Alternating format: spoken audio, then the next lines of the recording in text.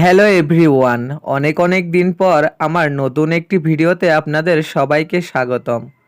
তো কিছুদিন আগেই আমরা চলে গিয়েছিলাম সম্রাট ভাইয়ের বেকায়দা চা, যেটি ভৈরবা ইউনিয়ন অফিসের পাশে তৈরি করা হয়েছে।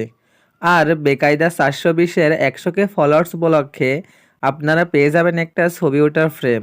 তো আমরা সেখানে কিছু ছবি ওঠার পর একটু ঘোরাঘুরি করে চায়ের অর্ডার দিয়েছিলাম। বেকায়দা মানে অন্যরকম, যেখানে বেকায়দা চা তৈরি করা হচ্ছে সুন্দরভাবে। দেখেন মাটির কাপে কত সুন্দরভাবে চাগুলো ঢেলে দিচ্ছে। আরও একটা কথা শুনে অবাক হবেন যে এই মহেশপুরে এত চায়ের দোকান কেন।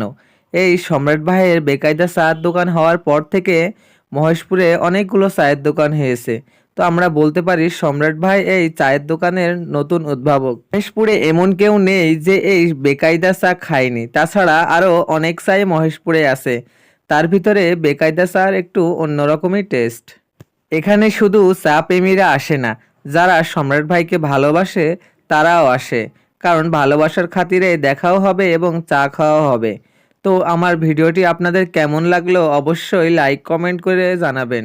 ধন্যবাদ সবাইকে।